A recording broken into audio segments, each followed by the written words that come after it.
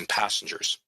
The logistics and the length of the flight were extraordinarily challenging, and they performed exceptionally. I was equally impressed with how quickly our immigration and public health officials mobilized to get them landed and screened. And I also want to thank the Greater Toronto Airport Authority for their professionalism and support. Along with Minister Mariam Monsef, a refugee from Afghanistan herself, we did our best to convey the overwhelming support and gratitude that Canadians feel to the first group of newcomers to be welcomed under our special immigration program for Afghans. Every single life that came down that ramp is now better for it. Little infants and girls who no longer have to live the nightmare of being under the thumb of the Taliban. An expectant mother who will deliver her child in a safe Canadian hospital and whose child will grow up to enjoy the freedoms we can sometimes take for granted. The first group are now beginning their new life in Canada, and we welcome them with open arms. These passengers and any future travelers have all met the eligibility requirements.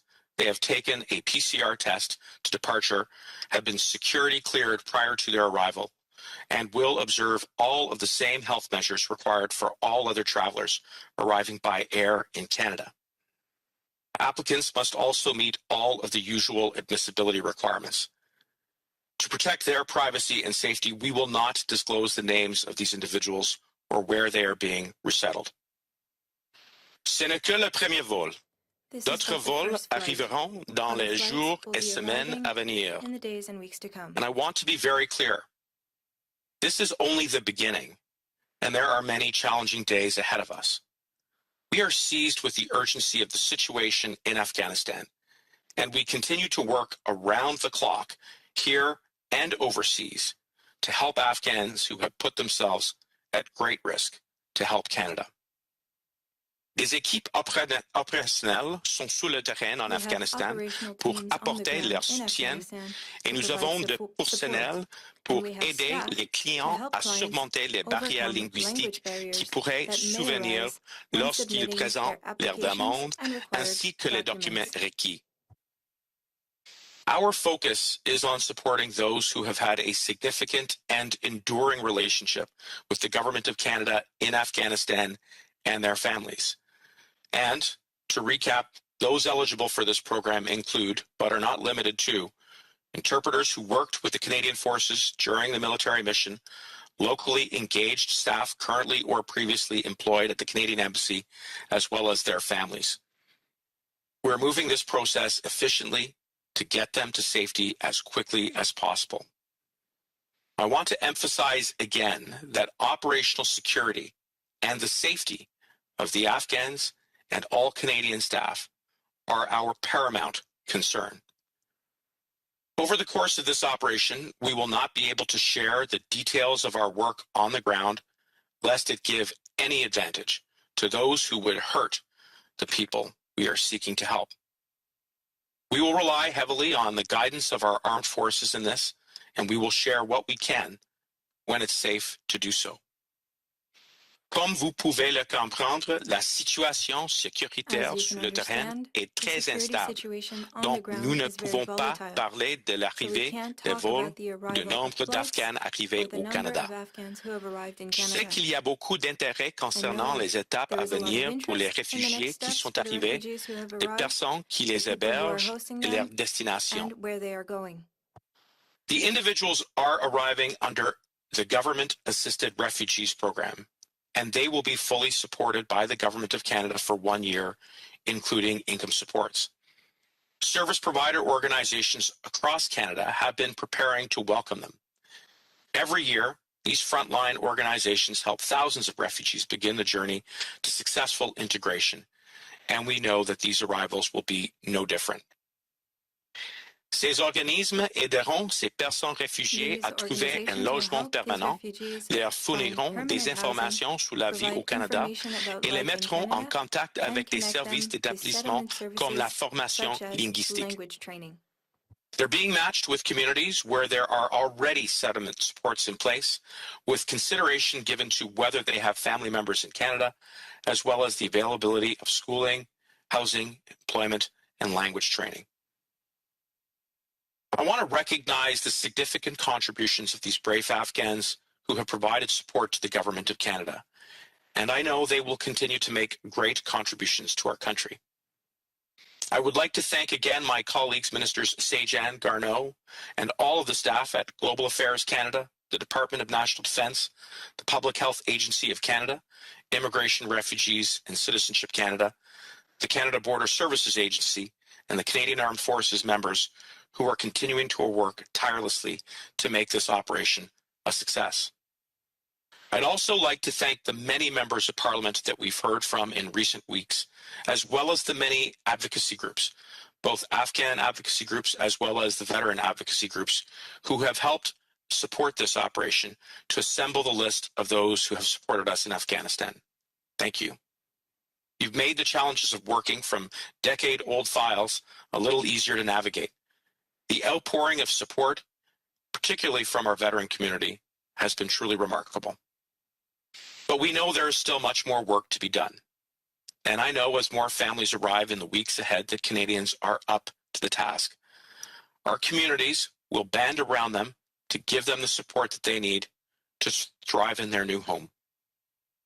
For those who are looking at ways to support the cause more directly, you can email Afghani Resettlement at ccislive.ca to connect with Canadian refugee resettlement agencies involved in the effort, or contact your local service provider organization to offer words of welcome, clothing, and other donations. More information on this is available on the IRCC website. As we said right from the outset, Canadians will do right by those who did right by us. And today is a good day. Thank you. Merci.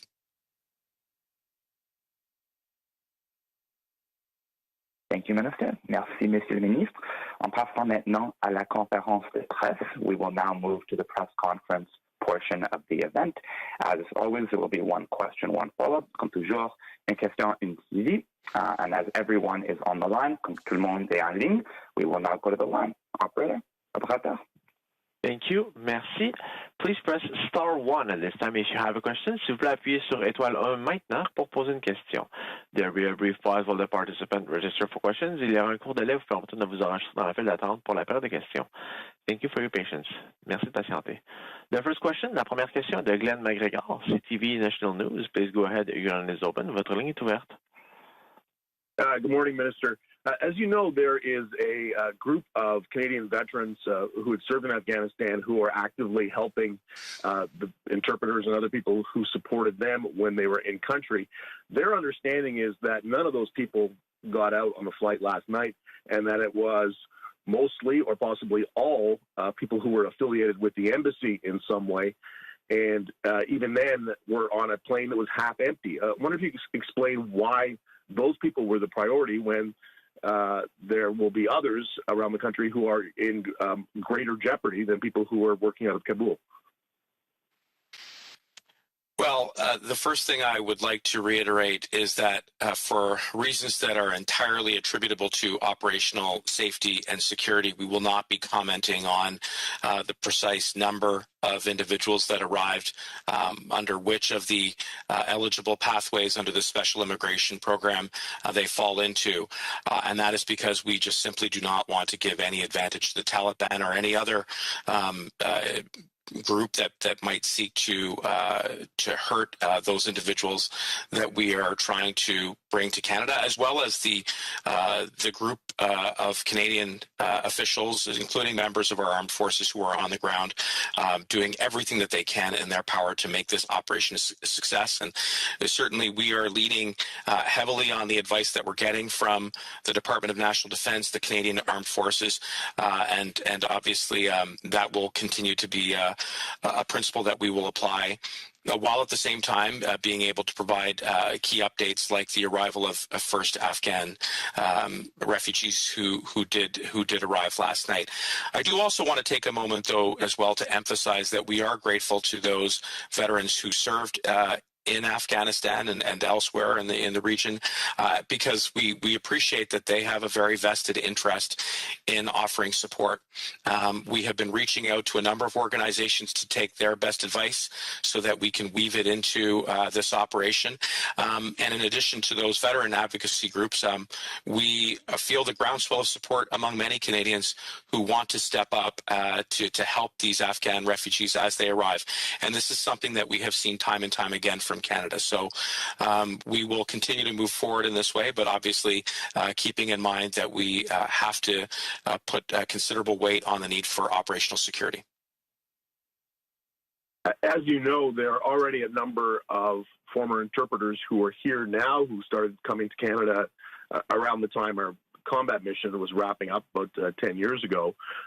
They are still confused about whether or not their families, who they believe are just as at risk as the families of people who are still there now, whether they will be able to come under this program. Your department referred to something called de facto families, which was confusing.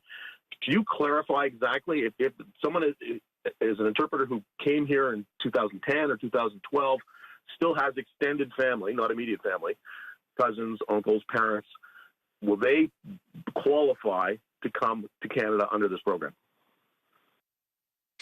Well, as I have said on a number of occasions, that the core hallmark of this special immigration program is to be as inclusive as we possibly can be, including in our definition of family, what constitutes a family member. And so when we say a de facto family member, what we are talking about is an individual who may not necessarily be related by blood, but may be dependent either economically or emotionally on a principal applicant who would either be a locally engaged staff person or a former interpreter, as validated by the Department of National Defence as well as Global Affairs Canada.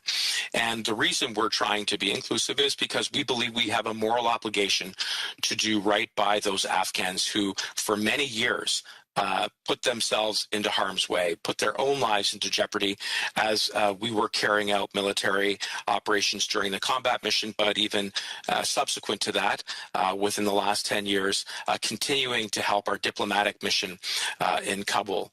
And that is at the very core of what the special immigration program is about. It is to demonstrate our moral obligation to really reciprocate that sacrifice that they were prepared to make to help Canada in its mission in Afghanistan. Thanks, Glenn. On passera maintenant aux prochaines questions. We'll now go to the next question. Operator. Thank you. Merci. La prochaine question, the next question is from Frédéric Xavier Duhaime from Radio Canada. Please go ahead. Your line is open. Votre ligne est ouverte. Je me demandais, le groupe Not Left Behind dénonçait le fait que le programme exclut les Afghans qui ont été déplacés vers un autre pays et les familles des Afghans qui se sont déjà réinstallés au Canada. Pourquoi? Donc, comme je l'ai déjà dit, le principe de ce programme spécial est de prendre une approche inclusive, de prendre une approche qui avait beaucoup de compassion pour les Afghans qui avaient aidé nous, la mission au Afghanistan, pour plusieurs des années. Et la raison pour ça est parce que nous avons une obligation morale. Et cette obligation est de démontrer qu'il faut aider les Afghans qui avaient aidé nous pendant la mission, mais même après les missions militaires, qui avaient aidé les missions diplomatiques au Kaboul. Et ça va être l'approche pour la duration de cette opération. Hier était le commencement de l'implémentation de cette opération. C'était un succès. Tous les fonctionnaires, même les membres de la force, avaient performé au niveau exceptionnel et ça va continuer.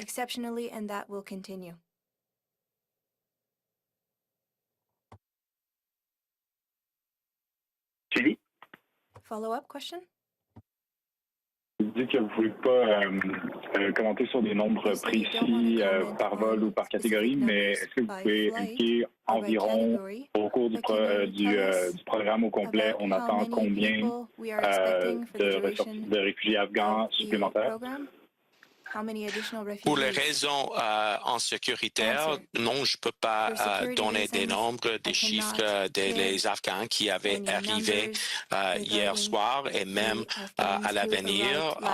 Il faut que nous garderons le sensible et pour les raisons sécuritaires opérationnelles, tous les vies des Afghans et même toute l'équipe Canada qui continuait avec l'implémentation de cette opération. Mais comme j'avais dit, quand j'avais annoncé cette opération avec les ministres Sejan et Garneau, nous espérons que nous pouvons accueillir des milliers des personnes sous ce programme spécial.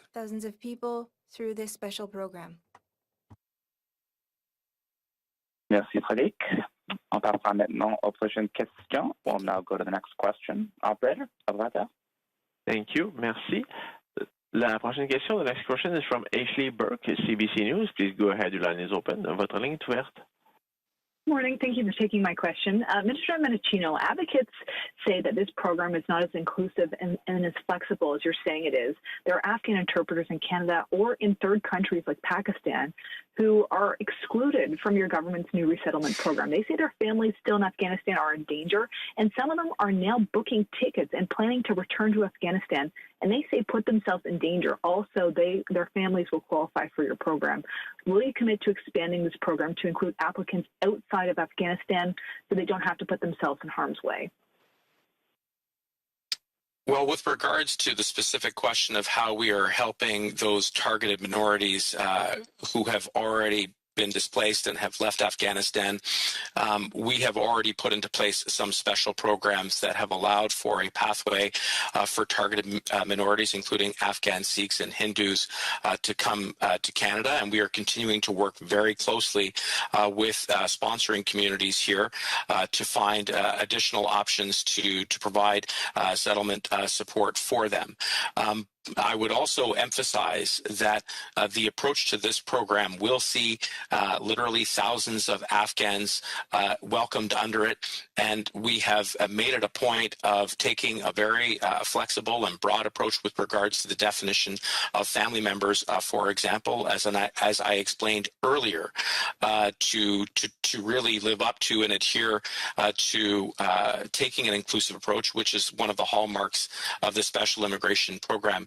But I also just want to really underline that these are extraordinarily challenging circumstances. We recognize that the situation in Afghanistan is deteriorating, that we are operating under tighter timelines and under more dangerous conditions. We see that the coalition is withdrawing, and there is the reduced capacity when the combat mission and files that are a decade old. But despite all of that, I'm encouraged. I'm encouraged because what I saw yesterday was really a flawless execution by a number of different branches, from our armed forces members, the global affairs, my department at IRCC, and many others come together to see those first Afghan refugees arrive in Canada. And we will continue to work very much in concert with one another to ensure that this operation is a success, which is really underscored by taking an approach that is inclusive, that is compassionate, and that embraces not only the cooperation within government, but right across the country. This will be a whole of Canada effort. I will just note that some of the families we spoke to said that those other pathways you just mentioned, that they wouldn't qualify for them. Their household incomes aren't high enough. There are too many barriers. They're running out of time. But that's not my question. My second follow-up question is, aside from interpreters who work for the Canadian military, there are also a number of Afghan journalists who work for Canadian media covering the mission. Some have been threatened. Some have gone into hiding. Others that we know of were forced to flee the country last week. Will the fixers and local journalists who work for the media be included in this new resettlement program?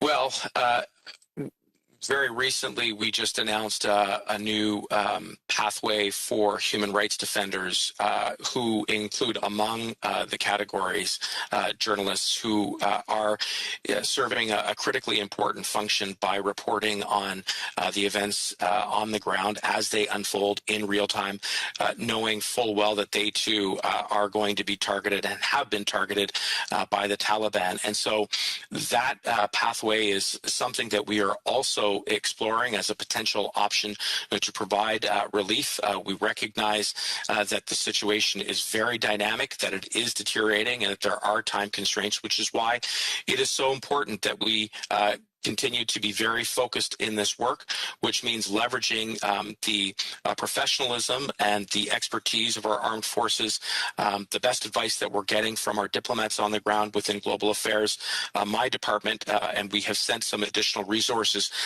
to the region to support those Afghans who qualify under this program and others who are seeking a pathway to protection. All of these branches are coming together, are performing exceptionally well under incredibly difficult and challenging circumstances. And yesterday was the early and concrete evidence that this operation is delivering early and concrete results. We know that we still have a lot more work ahead of us, but I know that everybody within government as well as Canadians themselves are up to the task. Thanks, Ashley. En procédant à notre prochaine question, we'll now go to our next question. Operator. Thank you. Merci. Once again, please press star 1 if you have a question. De nouveau, n'hésitez pas à appuyer sur étoile 1 pour toute question. La prochaine question, the next question is from Nicholas Kuhn from Toronto Star. Please go ahead. Your line is open. Votre ligne est ouverte. Good morning, Minister. Thanks for taking my question.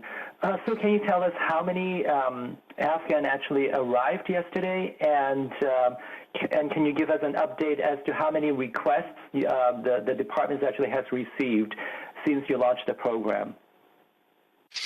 Well, thanks very much for the question, Nicholas, and I appreciate the desire to have precise numbers and to know at every stage in the operation how it's unfolding. I will simply stress again that because we are predominantly concerned with operational security as well as protecting the lives of those Afghans that we are resettling, as well as all of the members of our public service who are performing so admirably under difficult circumstances, we won't be getting into precise numbers. We won't be able to share the details of the next stages of this operation. We are endeavoring to provide key updates, and yesterday was an important milestone because we saw the first Afghan refugees arrive on Canadian soil. And I have to say, you know, there were some very emotional and moving moments as we watched those families disembark the plane, walk the tarmac, and get onto their shuttle to begin their next chapter of their lives. I had the chance to speak with a number of families. There was a moment where a young girl bent down and shined her shoes before she got on to the shuttle. As though she had to make a strong first impression to her new home here in Canada. One can't help but be moved by those moments, and that, I think, just really reflects how committed we are to fulfilling our promise to those Afghans as well as their families who put themselves into harm's way. And so, yes, of course, we will always be prepared to take questions and to shed as much light on the ongoing successes and challenges of this operation. But we also have to make sure that we get it right, and that does mean we have to be secure in protecting the operational sensitivities around it. And so you cannot, the government cannot even reveal how many has arrived so far? Because, like, for example, in the States last Friday, you know, it's public. Everyone, you know, knows 215 of, you know, Afghan were actually resettled in the States. Like, so that would jeopardize the operation? Well, I think what we're saying is that at the current moment in time, we're not prepared to get into exact numbers of arrivals because we have set out a goal of resettling several thousand under this program, and we don't want to provide any tactical advantage to the Taliban or to others who may try to bring harm to those who are remaining in Afghanistan. And by getting into too much detail, we're essentially tipping our hand as to how much progress we're making with regards to the operation and who may be left still to resettle in Canada.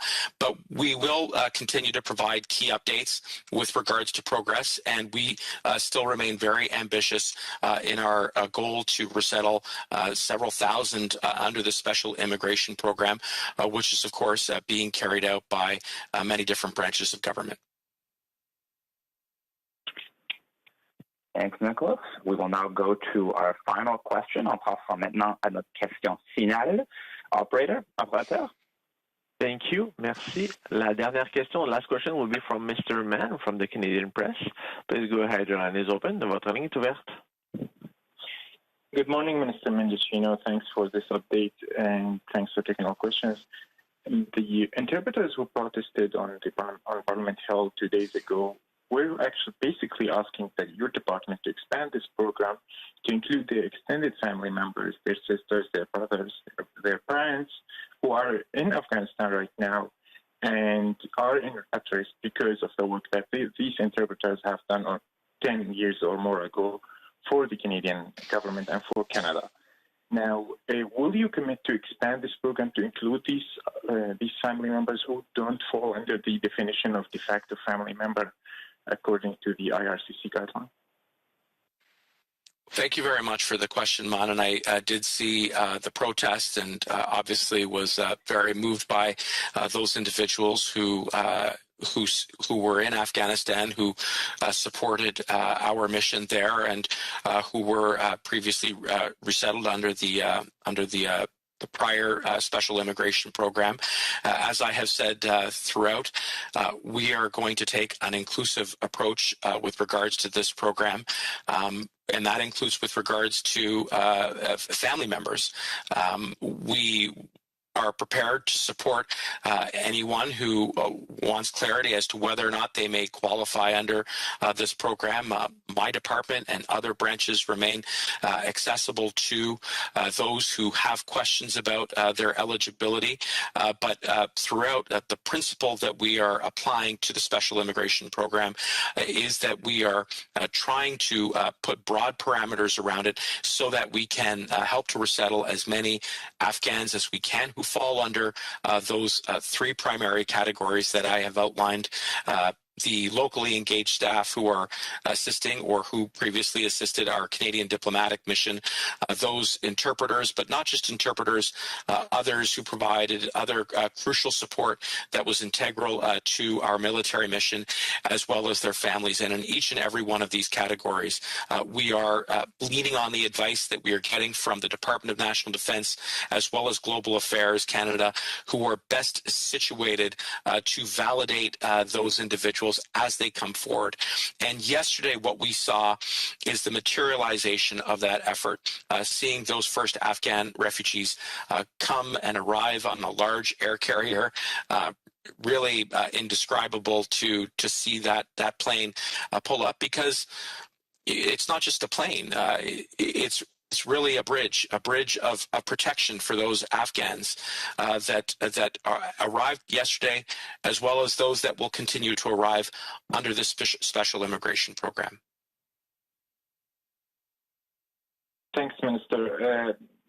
10 days ago, when you announced this program, you said that you are expecting to resettle you said thousands of Afghan interpreters and their families and other staff members. Can you be more specific on how many thousands are we talking about? Is it like a couple thousand, few thousand, tens of thousands? And can you give us some clarity on the timeline, how long this program, the execution of this program will take? Well, I think right now we are on safe ground in saying that the program will hopefully resettle several thousand Afghans who qualify under one of those three pathways that I have mentioned. And with regards to the timeline, Mon, as I have said throughout and supported by my colleagues, Ministers Garneau and Sajan and others, we want to get this operation done as quickly as possible. We know that the situation in Afghanistan is deteriorating by the hour. And those reports that we continue to get are extremely concerning, which is why we owe such a tremendous debt of gratitude to the members of our armed forces who are performing exceptionally well under extraordinarily difficult circumstances. I had the chance to thank some of them personally yesterday as the plane arrived, along with my colleague, Minister Monsef, who herself is an Afghan refugee. And you know, I mean, as I shared a little bit earlier, there were more than a few very emotional moments. And so this isn't just going to be a whole of government operation. This is going to take all Canadians. And what we have seen time and time again is that when the world calls on Canada to step up and to provide a safe harbor for the world's most vulnerable, we answer that call. And we are continuing to answer that call and to fulfill that promise.